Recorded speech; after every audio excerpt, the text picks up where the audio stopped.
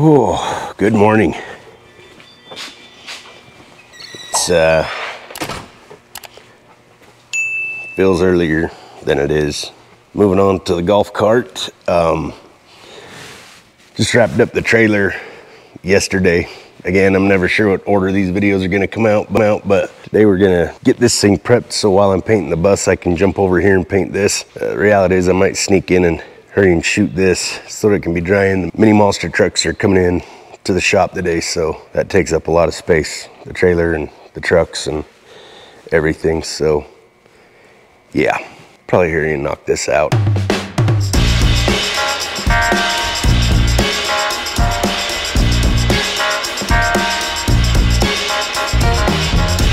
Well, I went a little further than I meant to on that, but it came off pretty good, so got her all pretty well prepped.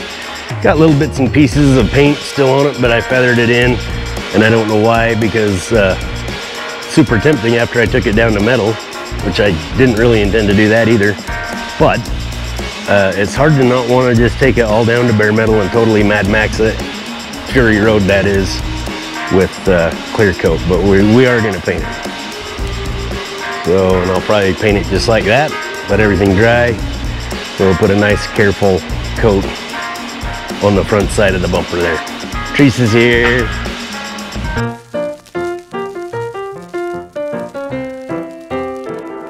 Well, it's the following day, and as promised, the Mini Monster invasion did happen. We've got Warhead, formerly Warhead, now Big Mama, soon to be Zombies. Had a great weekend. Mason drove the hair off of it. Yeah, that's not supposed to look like that. Right now we're gonna go bolt the bumper back onto the golf cart and figure out what we need for wiring.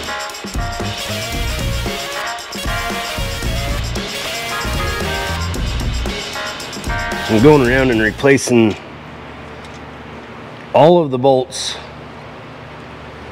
for the bumper with 5/16 hardware.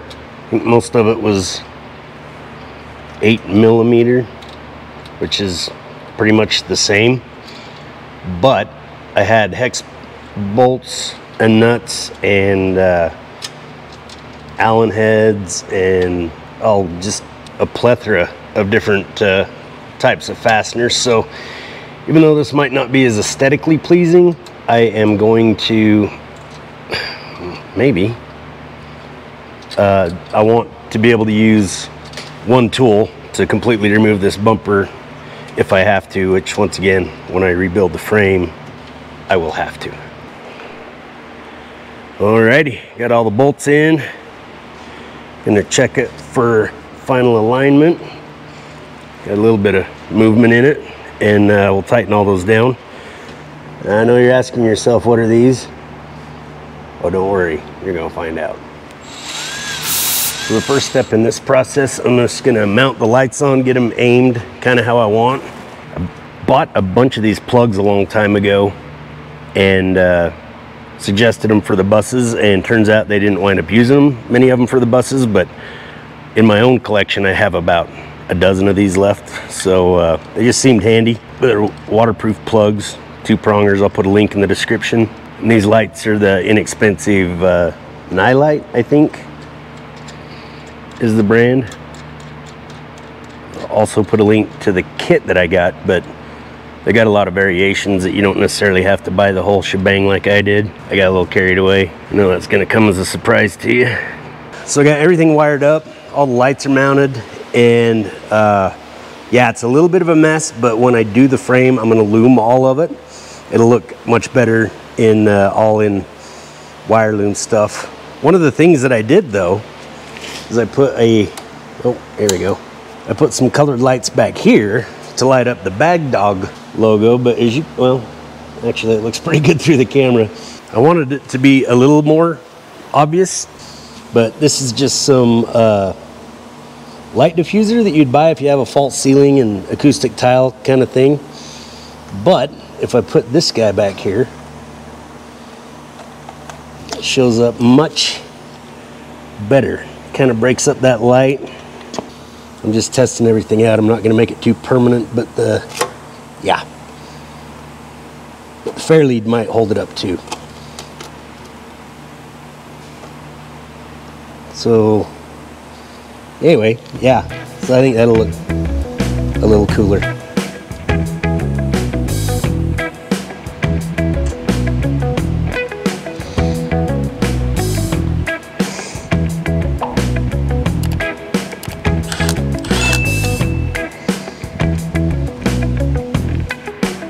So I got the winch wires hooked up, and the blue and yellow one's going to a solenoid, and I think I'm going to make a tab. So this is the solenoid that switches it back and forth so it can go in and out, but it's got these two mounting holes. I think I'm going to build a tab. Looks like it'll clear as long as it's behind that. But yeah, I think I'm going to put a tab right there, just tack it on really good, but I'll build that on the plasma because I have one. And I think I got to put wire in the welder. So, all right, I'll get back to you when I got the tab built.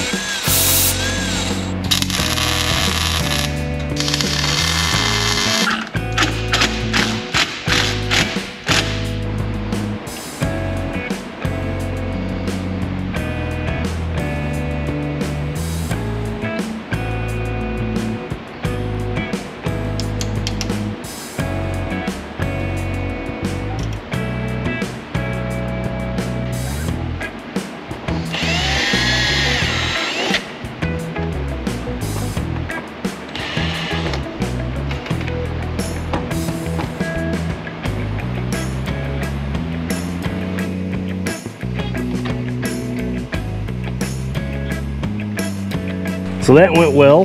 This is just tested to make sure that the switch worked, but that thing's a little bit easier to install than I thought it was going to be. Again, it's kind of a rat's nest, but I don't want to cut or shorten anything until I know everything's where I want it. I'm not going to do a tutorial on how to wire it, but I was a little intimidated by it. Actually quite simple. All I need to do is run the positive to this red terminal and the ground to that terminal from the battery back there, which I'm going to do tomorrow. But I know I've been holding you off and you want to see what these front lights are all about. We've got the bad dog, we've got the headlights. Oh yeah, it's going to be handy at the monster truck shows at night to be seen. I had to, I'm sorry. Then our underglows.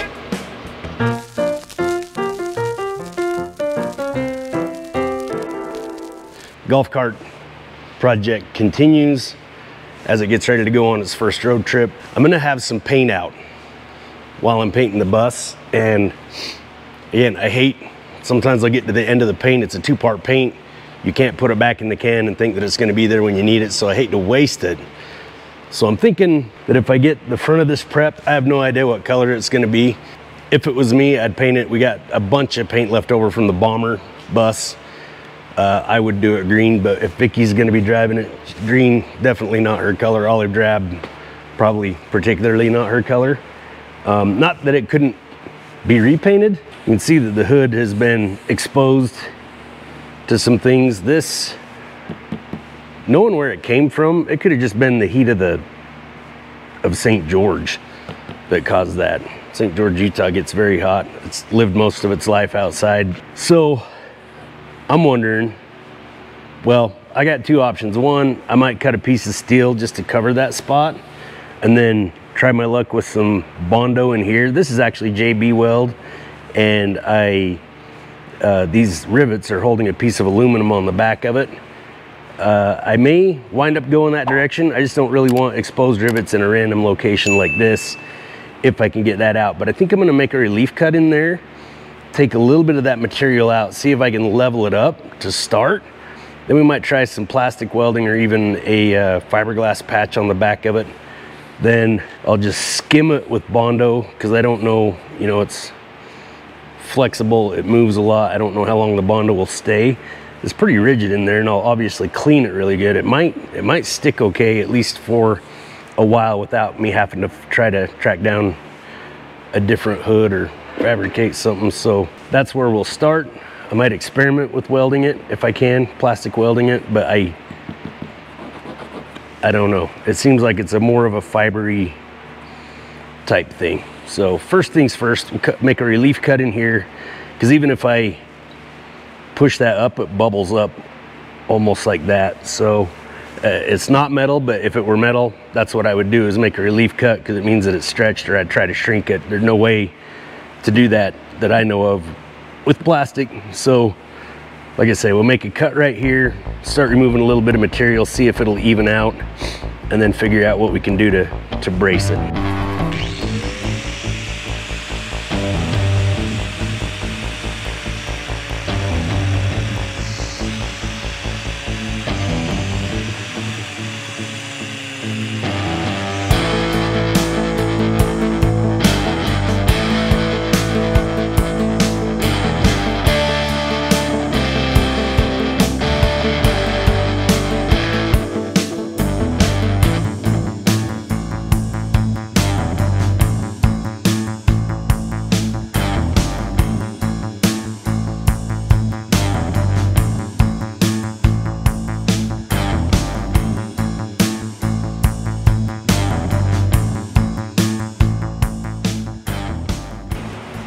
Trying to level out. This spot right here is still protruding. I don't want to go much below that line, because if I do something different here, it'll be something like that.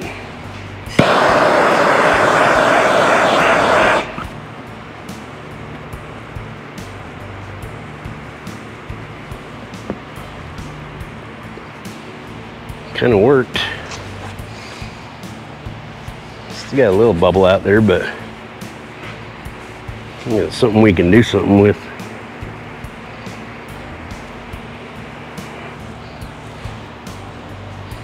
Now I want to kind of stitch that together and try some MIG wire and heat, see if it'll melt in. I don't know if that works that way.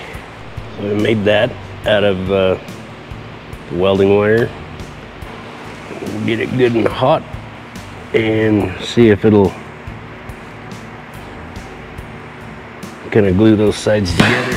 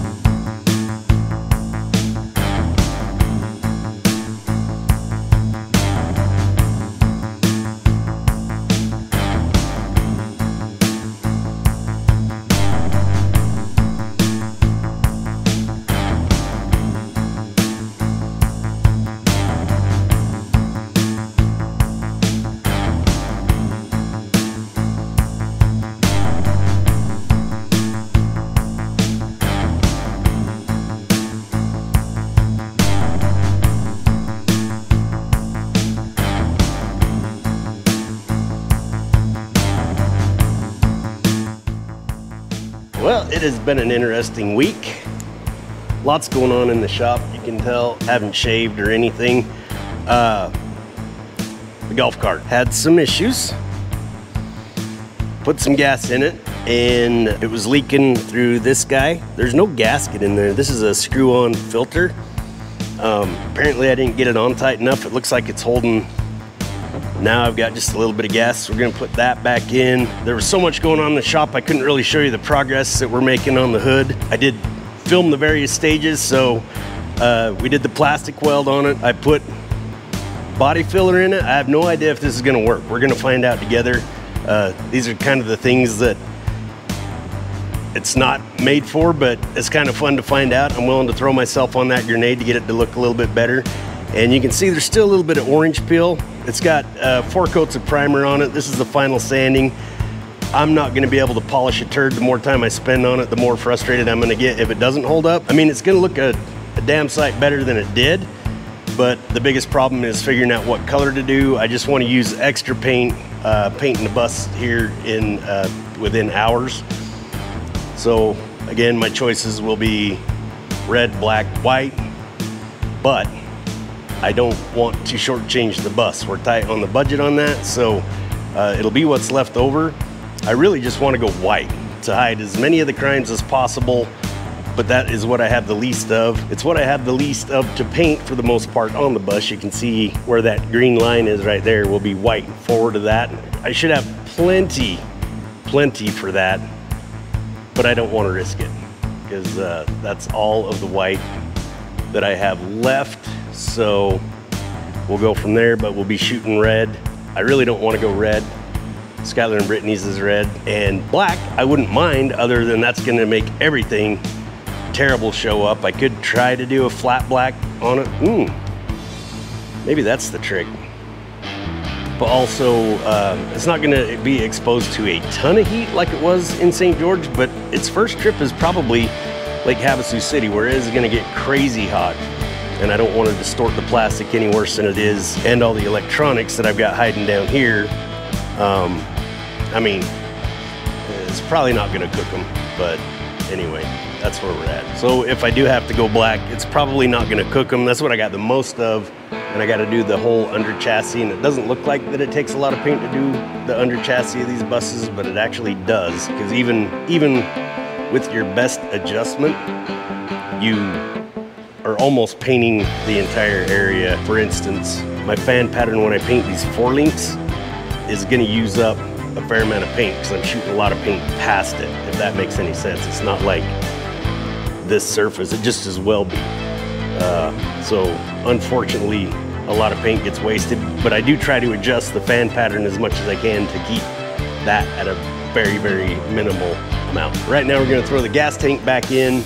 Bus is pretty well ready to start painting on the back, but I've got a ton of crap that I gotta move out of the shop. This trailer, the thing behind the bus, and then what I can't take out, I've got to cover with drop cloths. I'm gonna try a trick to get a little bit of a draft in here, but it's only gonna get into the high 30s today, so that don't help paint dry. And if it gets too cold, paint likes to just run off of stuff. So anyway, that's what we got going on today.